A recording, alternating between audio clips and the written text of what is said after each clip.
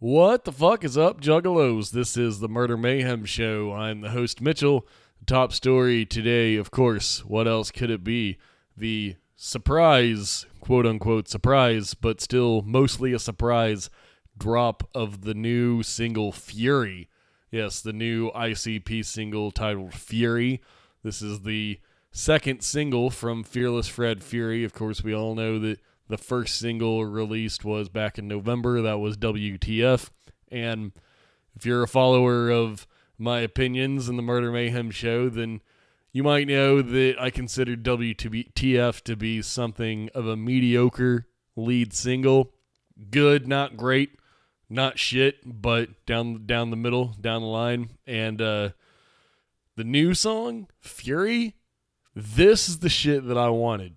This is the shit that I always thought Fearless Fred Fury could and would and should be. This is my shit.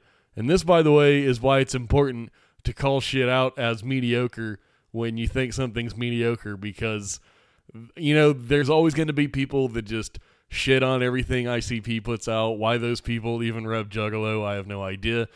There's always going to be people that just agree with everything that ICP does. I'm kind of more on that side of things, but still not 100% of the way there. I agree with probably about 90% of the things that ICP says and does and put out. But when you call the mediocre shit out as mediocre, then you know I'm serious when I say that this new shit is fucking, there's no words.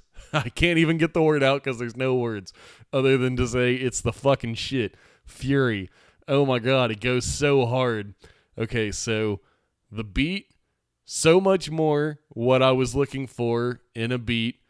One of my complaints about WTF was just that it was layered upon layered with sounds and noise. It was what I described as a cacophony, to pull out the $1 million vocabulary words there.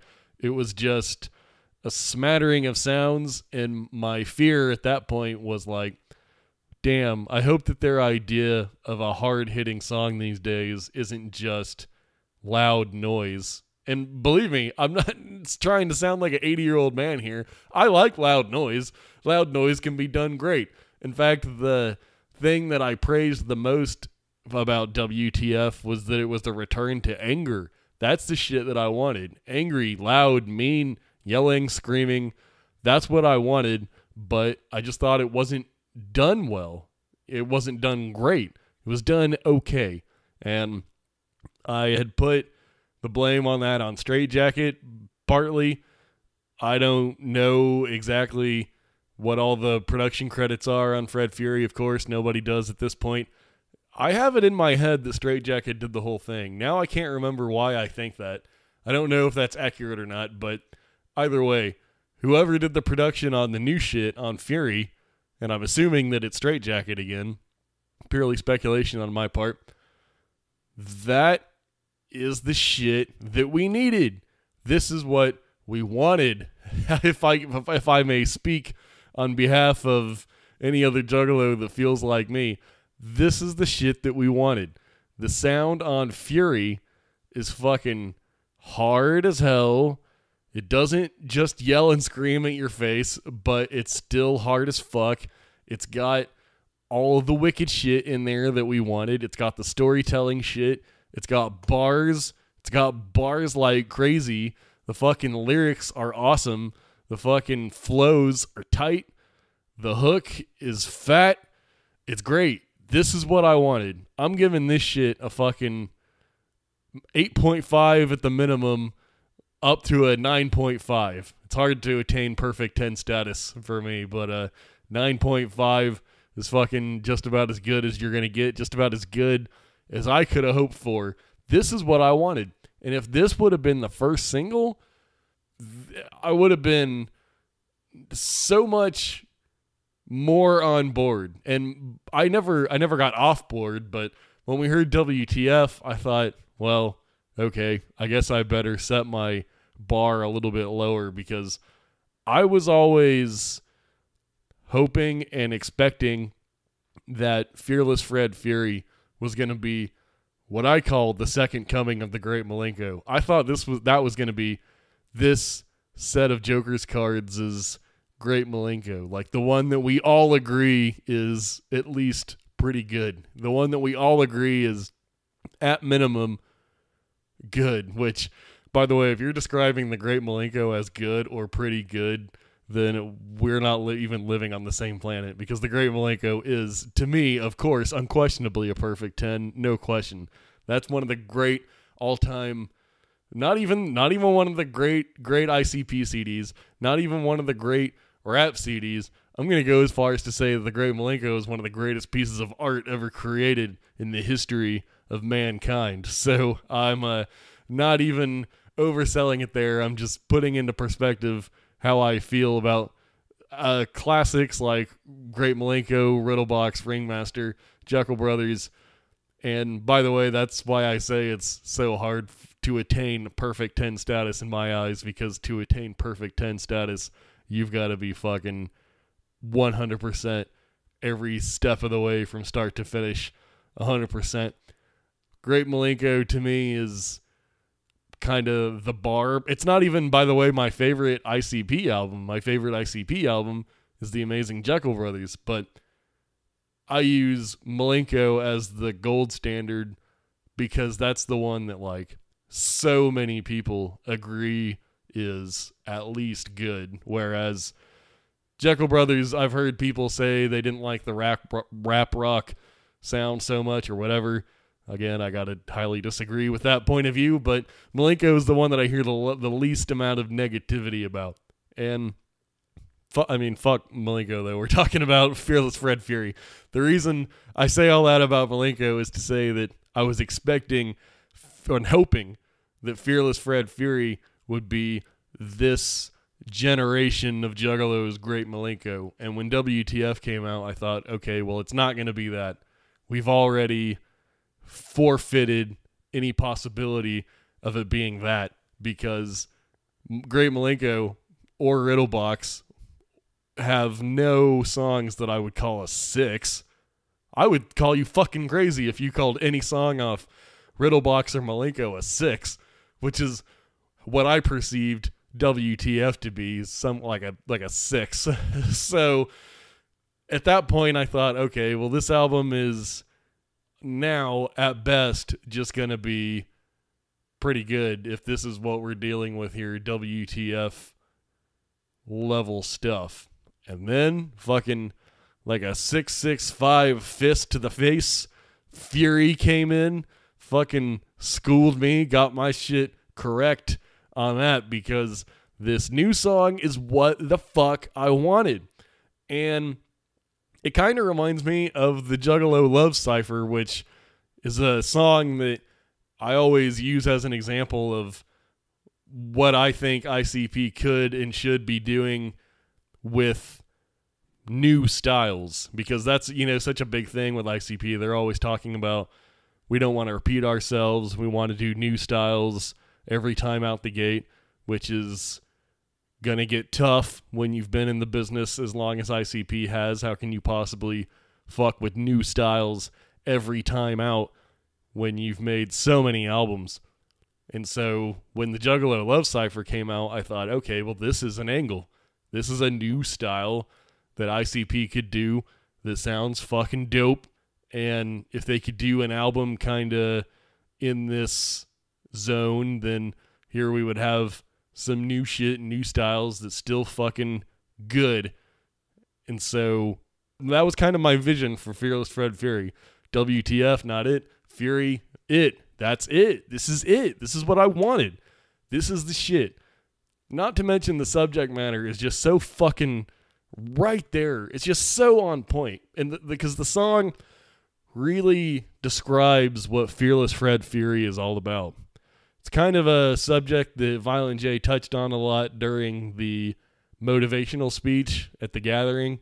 For anybody that listened to Violent J at the 2018 gathering of the Juggalos, his motivational speech, he kind of laid out a lot of what Fred Fury was going to be about. And this song, Fury, just reinforces that 100%. Because it starts out, Violent J's verse is, it's something like a story. It's Violent J, depressed, sad, tears falling on the shotgun he's cocking, whatever the lyrics are. You know, the song was just released today. As of this recording, this is Friday, so I have heard it as many times as I possibly could, but don't quite have all the lyrics memorized yet, but I can give you the gist. Violent J, crying, depressed, freaking out, about to fucking blow his head off, and then suddenly the clock radio illuminates 665, casts shadows on the wall, the scariest visions that I ever saw, something along those lines is the lyric, and a tornado comes, a tornado of smog, a vision of Fred Fury that punches him in the face and makes him realize that he's not sad, he's pissed. Yes, and then comes down that breakdown. Fight back, fight back. That's the shit. And then the next half of Violent J's verse, or his second verse, depending on how you want to break that down, is about just fucking vengeance. Fuck the whining and crying and dying or whatever is a line in there. He just goes on a murderous rampage, lets everybody know what the fuck time it is. He talks about swinging the machete straight at your skull and splits you in half, you're fitted and all, something like that. There's so many good lines. And the rapping is like borderline chopping, and the clarity is fucking, that's how you rap, motherfuckers. The clarity is fucking there. It's so important in a ICP song, especially a storytelling song, to make sure you catch all those lyrics.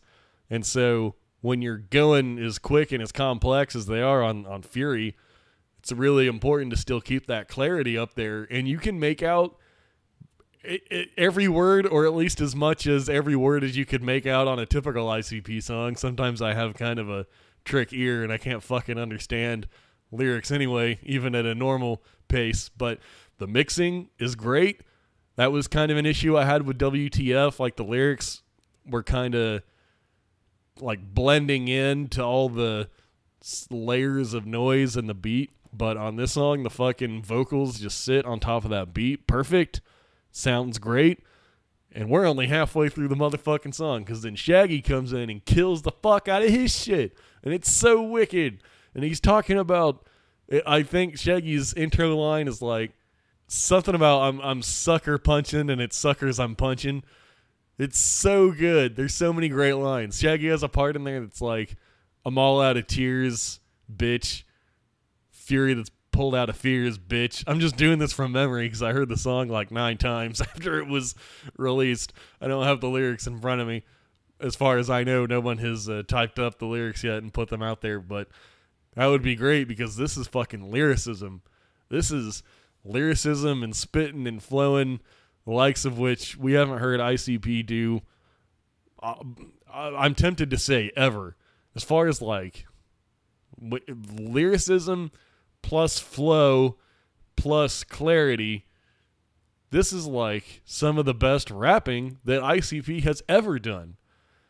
They're getting into more complex rhyme schemes and shit.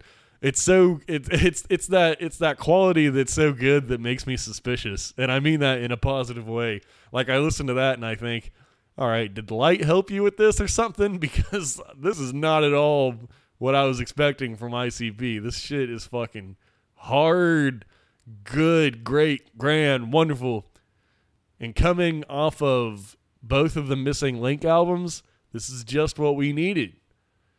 And I thought that the Missing Link Lost is the weakest LP, big major release, that ICP has ever done. And I love the wicked shit. And I was all geared up to hate on Found, because the gimmick is that it's the positive side of the Missing Link. Fortunately, it wasn't as soft as I thought that it was going to be, and you still ended up with like half a dozen quality bangers on Found, in my opinion. But combine those two albums, Lost and Found, if we were to merge them together as into one singular album, consider them a package deal, I would call the Missing Link for sure the weakest Joker's card by far, and even on top of that, just the weakest major ICP release ever.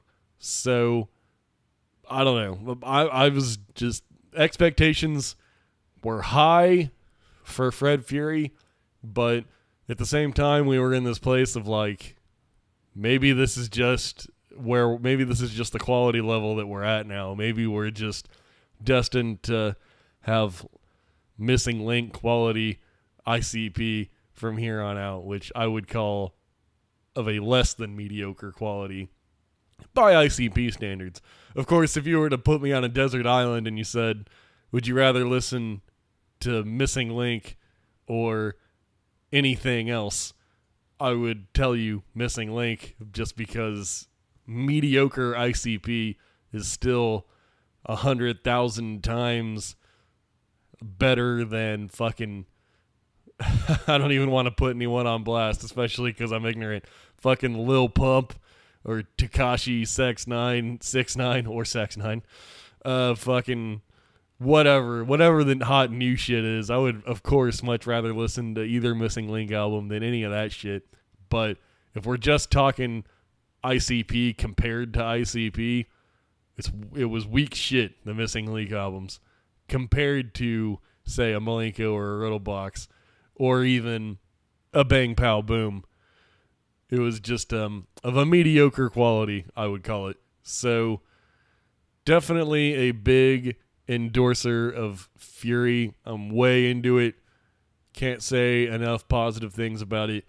I suggest you listen to that ASAP. Or not. Maybe you're not wanting to hear any of the new shit until the full album comes out, which I commend that approach as well. And I think that if Fury would have been the first released single, then I would have been more receptive to WTF, because that's just how ICP shit is.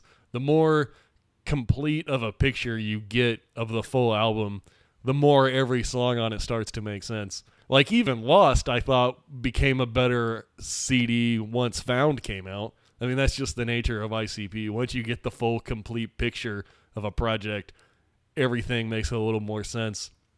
And even when this set of Joker's cards is done, I think all the Joker's cards will be better. I mean, that's think about that. If you want to break that down, if you don't want to listen to one ICP track until the full album comes out, think of that on a bigger scale. Imagine how each individual Joker's card is going to sound once the entire set is done. It's only going to become a more complete picture, make more sense, and everything's going to sound better once the full picture is complete. But all this to say, if you're sleeping on these Fury singles, Fearless Fred Fury singles, until the album comes out, I'm telling you that this new shit, Fury, is fucking hot. So there's at least one good song on there. We know that much. There's at least one tremendous song, which, by the way, that's kind of a gauge that I hold. Like, as long as a CD has at least one, really just one, has just one new song that I can slip into my playlists and bump and fucking really get down with, then the CD is not a failure by any means. And that goes for ICP or anybody. Like, even that Eminem Kamikaze shit, I thought was mostly not for me. You hear how fucking polite I am when I talk about artists that I love and respect and admire whenever they put out something I don't like. I don't call the shit or garbage or trash, usually 99 times out of 100. I didn't exactly give the most glowing reviews to Cottonmouth King's Kingdom Come, but that's because I thought it didn't have one good song on it. Now, to go back to fucking finish my thought about that Eminem Kamikaze, for instance, I think that The Ringer track on Kamikaze is a really good song, so I don't consider that album to be a failure in my eyes by any measure. And as far as the Missing Link albums go, like Confederate Flag and Falling Apart and How, those are great songs on Lost. And then on Found, you've got the title track, Found, that's a great song. Lost at the Carnival, the Midway, I Fucked a Cop, Time.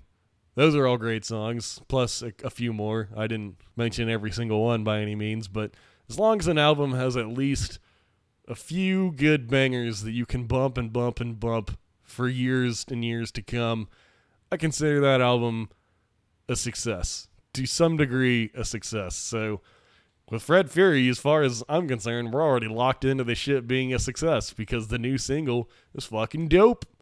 And I don't really want to listen to the song repeatedly over and over and over again, because then it's going to be this weird thing when I hear the full album after it comes out, to where every time we hit that track, it's already played out because I've already played it so many times. So once I listen to the new single a dozen or so times on the first few days after it comes out, I kind of put it away. Like, I haven't really listened to WTF since the first 2 or 3 days after it came out.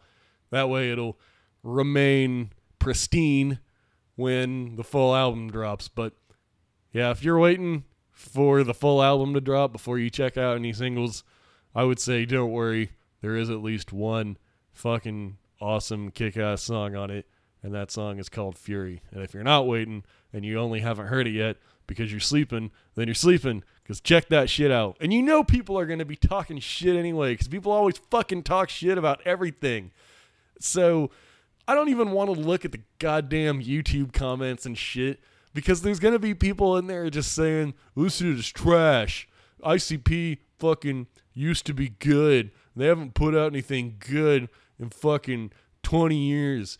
This shit is trash. You're fucking trash, because the new shit is dope, son. And it was kind of a weird release, too. When I started the show here, when I started getting into it, I mentioned that it was a quote-unquote surprise release, because it was kind of a surprise, but the surprise was a little bit spoiled. See, this story here that I'm about to read, this came from Faygo Lovers on January 7th, and there was a lot of weird and curious info here, and I'll show you how this ties into the new single here in a second. But this article here from January 7th on Faygo Lovers, it says, our homie Milan hit us up with some news that I know you ninjas are going to be excited about. We know that the Fearless Fred Fury album is being released in just over 5 weeks, but what we haven't heard anything about is the Flip the Rat EP that we are somehow also supposed to be able to obtain until now. There is an online music store called downinthevalley.com that has a pre-order up for an indie exclusive version of Fearless Fred Fury that includes the Flip the Rat EP. I'm only speculating at this point, but maybe the only way to get it will be to find an indie record/music store and purchase the album that way versus a digital retailer such as iTunes. Here's the info we have. And then Faygo Lovers posts a link to downinthevalley.com. They include links for Fearless Fred Fury CD only, purchase link, and Fearless Fred Fury Indie Edition, which, according to downinthevalley.com, retails at $16. And you follow these links, and yeah, you click the one for the Indie Edition, and it says Fearless Fred Fury Indie Exclusive Limited Edition. The description says Indie Exclusive Double CD that contains a CD for Fearless Fred Fury and a CD for the Flip the Rat Companion. And then it says, sorry, our pre-order is sold out. So I'm guessing that after that was printed on Faygo Lovers, then ninjas all over the fucking country were pre-ordering to make sure that they get that Flip the Rat. But this is a weird, interesting thing, because the whole time that we've been told about Flip the Rat was that it was going to be exclusive to the physical CD. The first time that Flip the Rat was mentioned was at the Gathering Seminar 2018. Violent J said that contained in the physical copy of Fearless Fred Fury was going to be the instructions on how to get the Flip the Rat EP. So people were kind of already wondering at that point how we were going to be getting the Flip the Rat. Later on, it came out that if you send your proof of purchase for Fred Fury, then you would receive your Flip the Rat CD. I believe that information came out when the delay information came out. That was just a few days before the original release date of Fred Fury, late October, just a few days before Fred Fury was going to come out. When they announced the delay is when they also gave a little more info on Flip the Rat. Let me see if I can pull that announcement up real quick just to see what it says. Yeah, it says exclusive Flip the Rat EP available only with proof of purchase of a physical copy of the FFF album. That comes from Psychopathic. That's part of the flyer that announced the delay. Then again, the same flyer says track list drops November 23rd. Obviously, that did not happen. So who's to say? But this whole deal about sending in the proof of purchase to get your Flip the Rat CD always sounded stupid to me. And again, we come back to the importance of calling something out when it sounds stupid to you.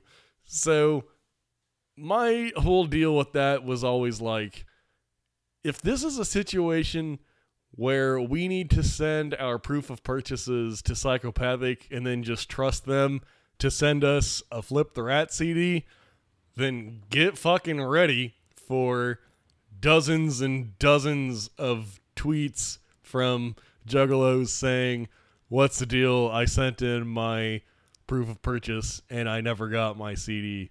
That was what I saw in the future if we went down that path. So my whole thing with the Flip the Rat CD has always been, if you want to make it exclusive to the physical version of FFF, you want to only allow people to get it if they buy the physical CD of Fred Fury, then just include it in the Fred Fury packaging.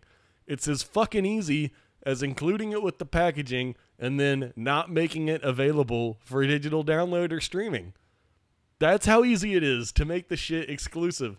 And then you cut out the whole headache of having to sort through these proofs of purchases, which I'm not fully clear on what a proof of purchase is, I guess. I was thinking like that you send in your receipt or something, but when I was talking about this online saying that this is a silly idea and it will never go according to plan, I said, what is the point in doing it this way?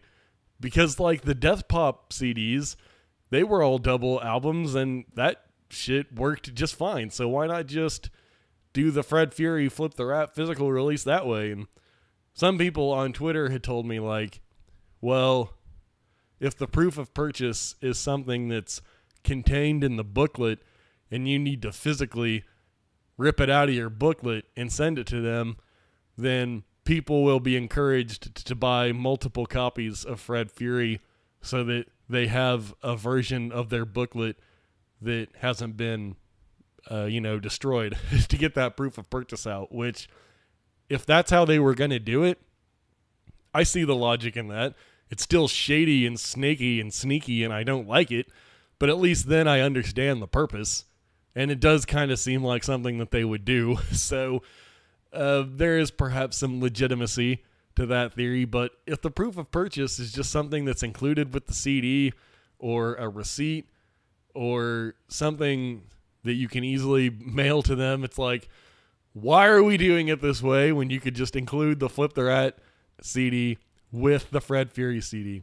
So if you go by this description here by downinthevalley.com, this record store, where it says indie exclusive double CD that contains a CD for Fearless Fred Fury and a CD for Flip the Rat Companion, good. That's the way it should have been done. I'm glad for it. This is a much more logical way in doing it. Or like, why not include Flip the Rat with the Fred Fury pre-orders on Psychopathic merch? There's no point, because you know that there's no point in not doing that because you know that the people that pre-ordered it bought the physical CD. You can't just include the Flip the Rat CD along with the pre-order. So to me, there were some tells leading up to it that like it was not going to work. So if they have shifted their strategy into just including the CD with certain retailers' version of a Fred Fury, I'm into it. Good. That's a much more logical way to do it. Don't pull this weirdness where you're just going to leave people sending in their proof of purchases and then Not only that, but people that didn't send in their proof of purchase that want Flip the Rat CDs to sell on eBay, you know that shit's going down too. Not only would you have Juggalos legitimately sending in their proof of purchase and then just getting lost in the shuffle and never receiving their CD, you're also going to have Juggalos that are trying to pull a fast one by claiming that they sent in a proof of purchase and didn't ever receive their CD, and then try to hustle Psychopathic out of additional Flip the Rat CDs. It's just it would have just been a colossal flop. So hopefully they are pivoting to a new strategy to get those Flip the Rat CDs out. But I'll tell you why I brought that up to begin with.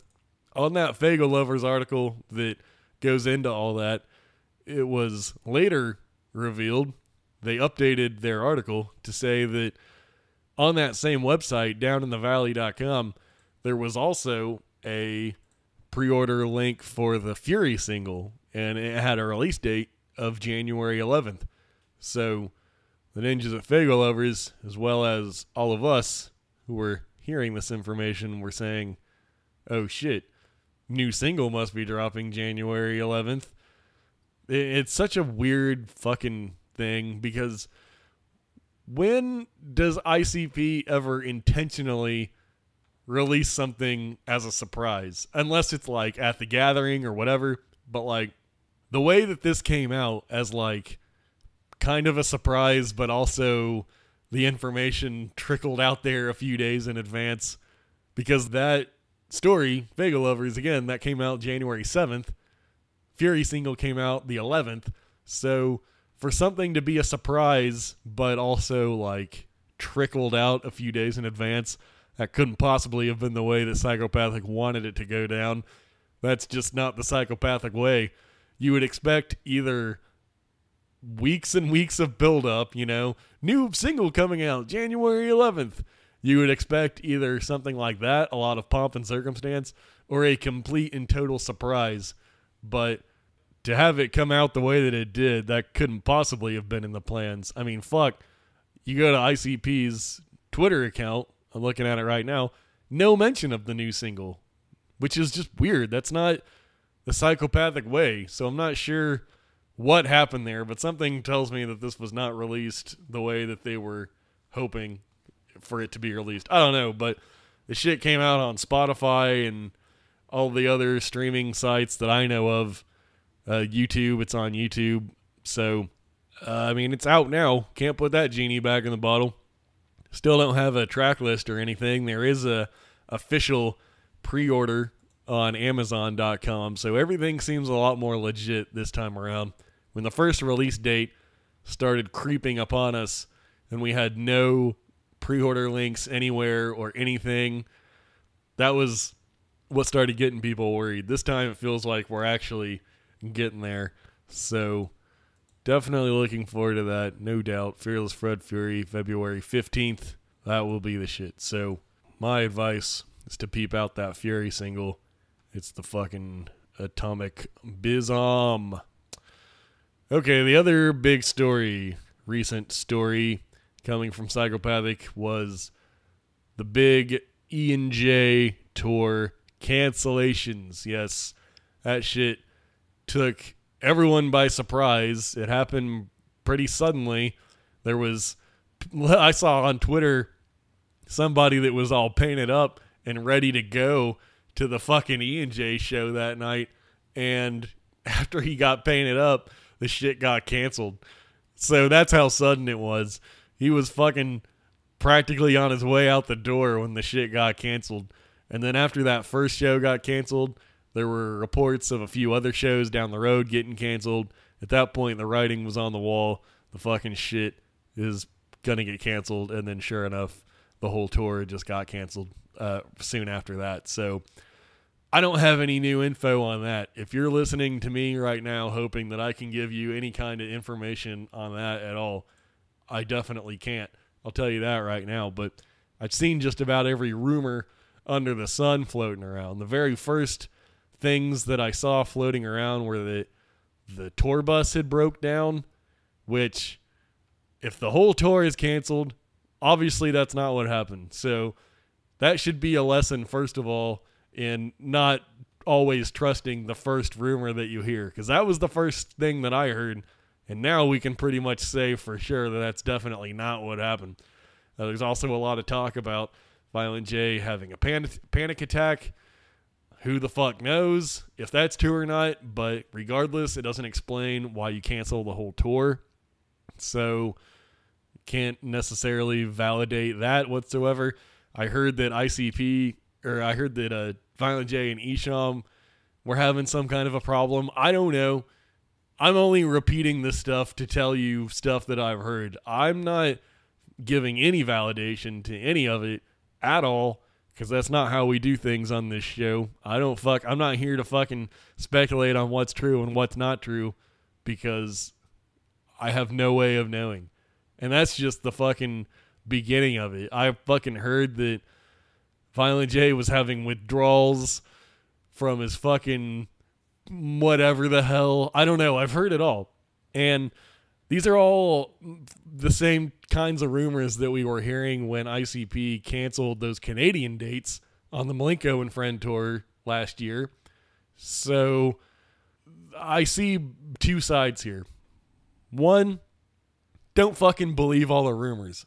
Because when Violent J did explain what happened on that Canadian tour, then the explanation was so much more mundane than half of the rumors I had been hearing. If you don't recall that, he had said on Twitter at the time that they lost a lot of their crew going over the Canadian border. So without their regular touring crew, the mix at the show was all fucked up, and the monitors on stage were so fucking loud that it was freaking out Jay's hearing aid. His hearing aid was just like, messing with him, basically. The monitors on stage were so loud that his hearing aid was messing with him, and that's why he walked off stage during that show. It's a very mundane explanation compared to the things that I had heard, especially. So there's that side of it. Don't fucking believe all the rumors. Let me give you the counterpoint to that argument. Now, how the fuck do we even know for sure that that was true? Now, I do believe that that was true. And I do believe that whatever happened on this E&J tour was just another fluke.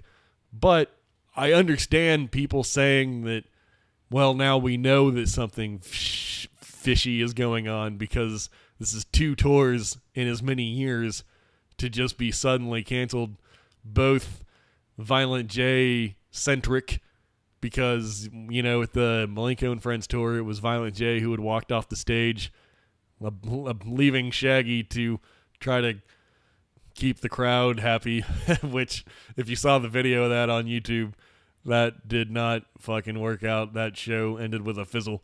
And this time, it's a Violent J solo tour, so it's like, okay, you gotta kind of understand people saying that Violent J is the common denominator in these tours abruptly being pulled. I don't fucking know. It's my belief that whatever is really going on is fucking boring and not that interesting. I don't know what it is.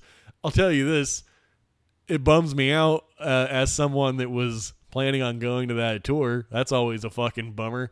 I'm not mad at Violent J like that, but I'm annoyed that I can't go to the tour. That's understandable, I think. I see a lot of different kinds of reactions to the cancellation on social media. I see people just spreading whatever rumors they heard like it's a fact, which is a fucking pet peeve of mine that drives me up the goddamn wall. People just spreading rumors that they have no idea about because a friend of a friend of a friend told them some shit. I hate it. Not into it. The other reaction that I see a lot is people just talking shit.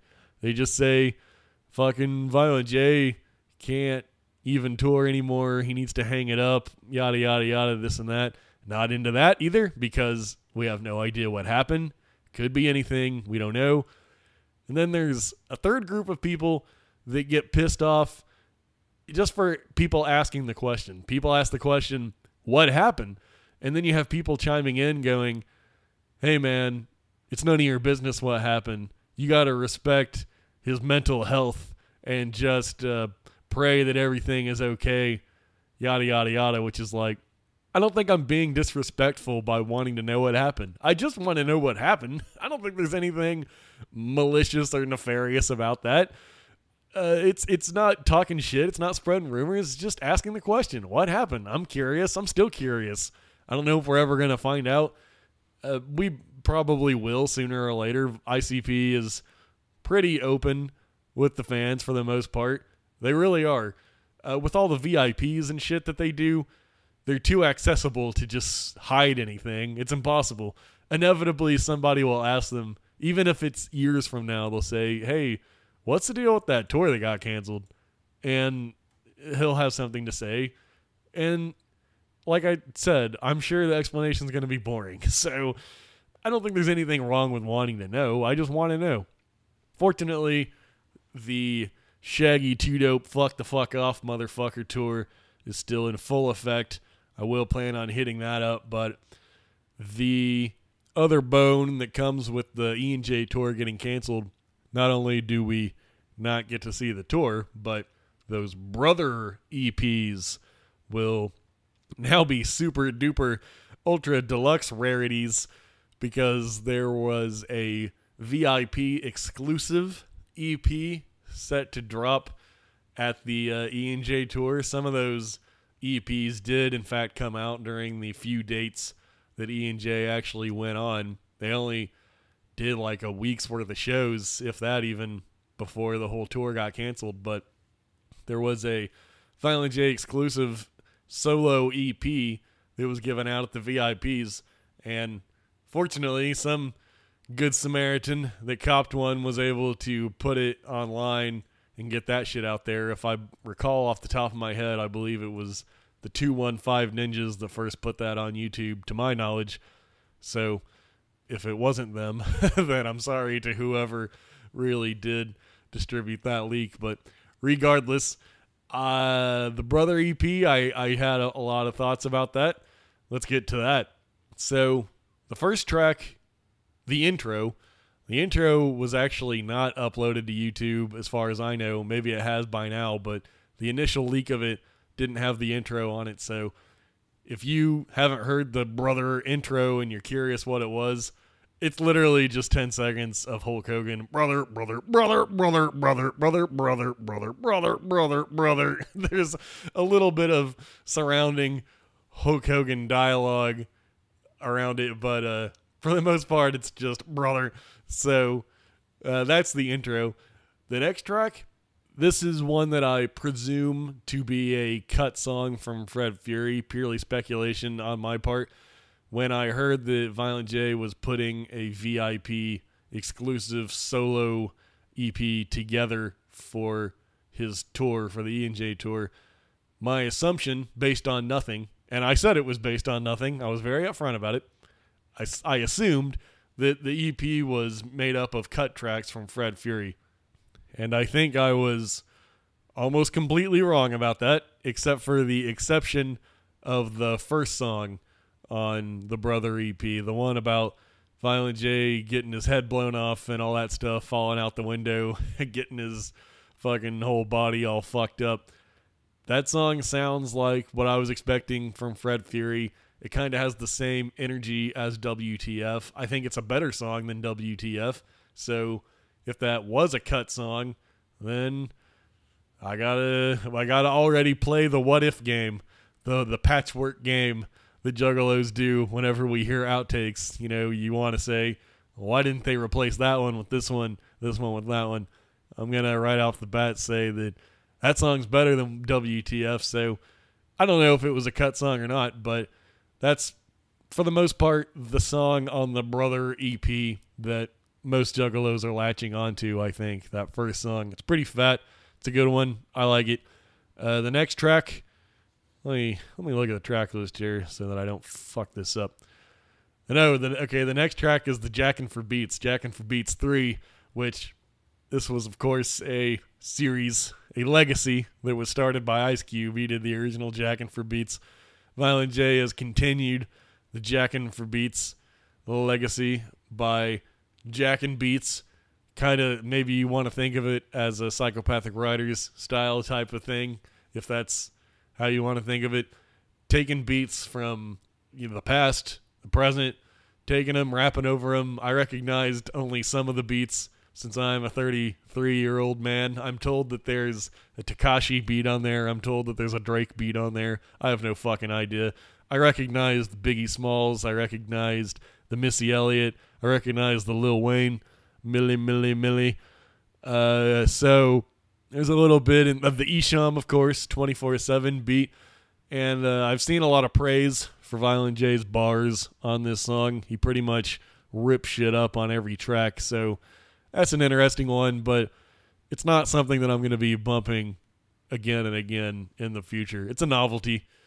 Next track is the Black Eyed Kids song. This was clearly a sample of Riders on the Storm, the Doors track, which this is why I say now that I was wrong about these being cut tracks from Fred Fury, because obviously Jackin' for Beats was not going to be on there. And now here we have another sample-heavy song with the Black Eyed Kids. Wasn't into it. I thought it kind of fell flat. Wasn't that cool. Now, here's perhaps my most divisive opinion of the Brother EP. Next track, the Best Friend song. I don't know why, but I've fucking latched onto this song hard. The first time I heard it, I'm listening to the lyrics all the way through, waiting for the punchline. Like, what's the gag? What is best friend a euphemism for? What is he really talking about here when he says best friend? Because the song sounds so corny and stupid. And for someone like me that, as I said earlier, I'm getting a little played out on the happy shit. I wanted the wicked shit. I didn't expect to latch onto this as much as I did, because the song is like 6.5 minutes long. And by the time it's over, you realize, oh, there is no punchline here. This is a real song. This is a song about his best friend. The song, to me, as someone that has heard it 7 or 8 times, clearly about Shaggy. Sounds like it's a tribute to Shaggy. There's lines in there about, like, when we were kids, you were always the best at backyard wrestling. Stuff like that. I would categorize this in the same vein as, like, the JJ song or the Ruby song or the Zug Island song, Always, that Violent J had written about Jump Steady, or the Mom song. This is part of that same series, if you will. That's how I look at it. This is the Best Friend song. And fucking, I don't know why, but weirdly enough, this is the one that I latch onto the most. Even more than the Mom song, which is a song that everybody seems to love. To be honest with you, I never thought the Mom song was that great. It's kind of a sidebar here, but I don't know. I don't think it's that good. And it has nothing to do with the fact that I don't have a real mom. It's just, in general, I don't think that's a great song. It's all right. And those other songs, the JJ song, the Ruby song, I mean, there's songs for his children, so obviously those are going to be on the softer side.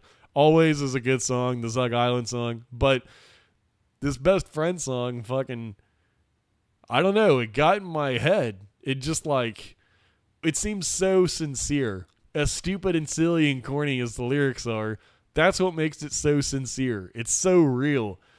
And I listened to this song over and over and over again, and for some reason, it's the one that I latched onto the most on the whole Brother EP, even more than the hard-hitting track up top. It's just, I don't know, as stupid as it is, I think that's a great song. So, as I was saying before about as long as a CD has one track that you can walk away from bumping again and again and again, I would call the Brother EP a success with 2 tracks that I will be bumping again and again and again in the future. And that Best Friend song was damn sure never going to be on Fred Fury. That's, I forgot, I hope not. Even as much as I enjoy the song, if that shit were to come out on Fred Fury, I would say, what are we doing here? So, overall, I think it's a fine EP as a giveaway. Now, the other EP, the Shaggy 2 Dope Gloomy Sunday EP, that has not come out yet. That is the Shaggy 2 Dope VIP exclusive solo track from Shaggy's Fuck the Fuck Off Motherfucker tour. And as far as I know, that CD has not been made available yet to the VIPs. My understanding is that the Gloomy Sunday EPs are going to be mailed to the VIP holders. But I Googled Gloomy Sunday to try and find any more information about it. I was looking for the Shaggy 2 Dope EP, but what I found was something perhaps almost as interesting. Gloomy Sunday. This is an article here from some website called historicmysteries.com. The article is called Gloomy Sunday, the Hungarian Suicide Song. So let me read you here what I came across when I was searching for Shaggy 2 Dope's Gloomy Sunday. This article says, music can have a profound impact on the human psyche and emotions, but can one song lead to more than 100 suicide deaths? Gloomy Sunday, written in 1932 by the Hungarian pianist and composer Rezo Seres, was nicknamed the Hungarian Suicide Song, perhaps for good reason. It is blamed for being connected to more suicides than any other song in history. In the original lyrics of Gloomy Sunday, written by lyricist and poet Laszlo Havor, the singer is asked his dead lover to join him at his own planned funeral. The song seems to allude to suicide as he longs to be with his love in the afterlife and appears to be taking matters into his own hands to get there. The song was released in English in 1936 with revised lyrics by Ray M. Lewis. This version clearly refers to suicide. And then it has some of the lyrics here. Gloomy is Sunday, with shadows I spend it all. My heart and I have decided to end it all. Soon there will be candles and prayers that are sad, I know. Let them not weep, let them know that I'm glad to go. It says the story surrounding Gloomy Sunday has become somewhat of a legend, embellished to a certain extent. Many of the deaths are not verifiable. Nonetheless, the song and story have been widely publicized in popular newspapers and magazines for its supposed eerie connection with so many suicides. At least 18 suicide deaths in Hungary are reported to have had close links with Gloomy Sunday. In the Time magazine article, Music, Suicide Song, published March 30th, 1936, the author described a number of suicides. A Hungarian shoemaker by the name of Joseph Keller left a note at the scene of his suicide, quoting some of the Gloomy Sunday lyrics. Several bodies were found in the Danube with their hands clutching the song's sheet music. 2 people shot themselves while hearing a band play the song. The others had been found to have ended their own lives while listening to it. The song was banned in Hungary. And this article goes on and on. It's very fascinating, I think. But it's clear to me that this legendary Hungarian suicide song is where Shaggy pulled the title of his EP from. Right, don't you think? Even the cover of the Gloomy Sunday EP that was tweeted out and posted on ICP's social media depicts Shaggy hanging himself with a balloon. So there's your suicide song. I mean, unless this is all just an amazingly crazy coincidence, I think that's clearly where Shaggy got his inspiration. He must have heard that story and thought that would be a dope theme for an EP. So that's some trivia for you there. The Hungarian suicide song, Gloomy Sunday, perhaps the inspiration for the Shaggy 2 Dope EP of the same name. Maybe we'll get some gloomy tracks on that EP. I look forward to hearing it. I don't believe it has come out yet, but I implore anyone doing an interview with ICP in the near future if that theory of mine is in fact correct. Or maybe I'll just ask him myself. Maybe I'll splurge on a VIP for the Fuck the Fuck Off Motherfucker tour and ask him myself. That would be fun. He's probably not expecting people to know that. And if you do know it, you probably heard it from me right now. So if you do ask Shaggy about that, let him know where you heard the info. Don't take credit for my fucking 5 seconds of Google. That was hard work Googling that shit. It took me all of 5 seconds. But there you have that. With that, I think that about wraps up this episode of the Murder Mayhem Show. Got a few Murder Mayhem Show notes here. You know I save these to the end. Check out the Facebook page, facebook.com/Mayhem Show. Twitter, youtube.com/murder mayhem guy. It's youtube.com/murder mayhem show. You can find all these links at murdermayhemshow.com. I know the URLs are all fucked up. They're all different on all of my social media, but just go to murdermayhemshow.com. You can find all the social media as well as all the podcasts, all the blogs, all the memes. I got some remixes and shit on the YouTube channel. Definitely want to peep those out. I have a plug here. This is fucking fresh as hell. Definitely don't want to forget to mention this. A plug for a video that Beneath the Dirt and I collaborated on. Yes, Romebone of the Beneath the Dirt podcast. He has a very excellent Juggalo podcast. I recommend peeping that out, Beneath the Dirt. He's always got opinions that, whether I agree with them or not, I at least understand how he arrived at them, which is so important. I fucking hate listening to podcasts and they say shit and I'm just like, how the fuck did you get there? But the Romebone on Beneath the Dirt, when he has an opinion, whether I agree with it or not, it at least makes sense to me, at least from the episodes that I've heard. So peep out the Beneath the Dirt podcast. But my plug is not the Beneath the Dirt podcast. It is a collaboration that Romebone and I did for the Carnival Spirits Juggalo Takeover on their YouTube channel. Yes, Beneath the Dirt and I did about 2 hours collaborative video. We put that together for Carnival Spirits. They have uploaded it onto their YouTube channel. It covers all the fucking biggest news of a few days ago. This was earlier in the week that we recorded this, so we talked a lot about the E&J cancellation. We talked about the Brother EP. We talked about the Ouija Mech Igama Dreta EP. That's water damage spelled backwards. Igama Dreta. I practiced my pronunciation of that just so I could say it for you here. It's as fun to say as it is to listen to. Peep how Ouija Mech's Igama Dreta EP. And then after that, we just kind of talked about whatever. The conversation just led to all sorts of Juggalo topics, and it's so awesome being able to sit down with another Juggalo that has opinions on every little thing, just like I do. Wherever the conversation went, we had some shit to say about whatever. We talked about Axe Murder Boys, we talked about Hell's Cellar, we talked about Boondocks, we talked about Bloody Brothers. I don't even remember what all we talked about. The shit just went all over the place. We talked about Missing Link. We talked about Fred Fury. Talked about fucking anything. I could have went on for 4 hours. Same for him. It was not difficult to come up with topics. We just kept talking and talking until we hit the point where we just had to say, okay, we need to shut this off because people are not going to want to listen to this for fucking 8 hours. We got to cut this off while it's still listenable. So peep out the Carnival Spirits YouTube page.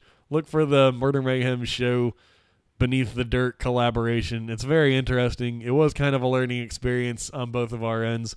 You might notice that 10 minutes of the video is just on Romebone's face because I fucked that up. You might also notice that Romebone's audio is coming from his computer instead of his microphone that's right in front of his face.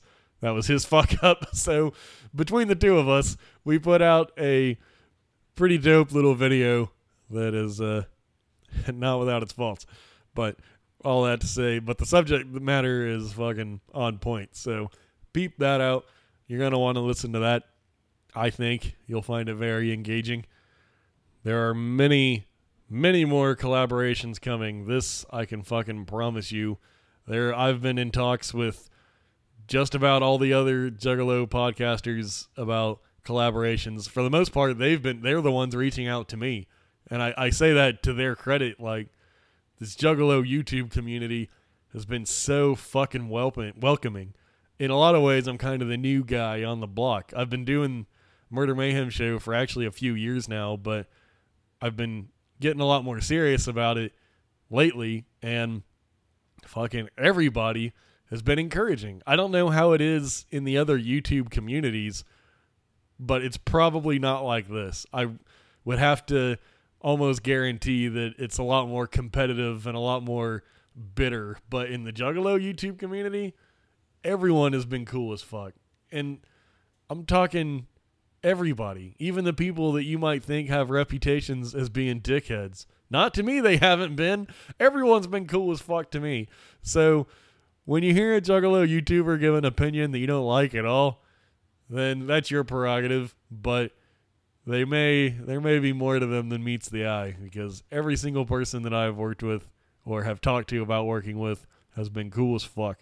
So there's more collaborations coming, that's for sure. There is more than likely a Murder Mayhem Show Instagram going to be coming up sooner than later. I'm tired of missing out on all the big Instagram news, so keep an eye out for that. For the most part, there has been a new video on the YouTube channel. I've been putting those out, for the most part, every Thursday for the last 6 or 7 weeks or so, putting out videos every Thursday.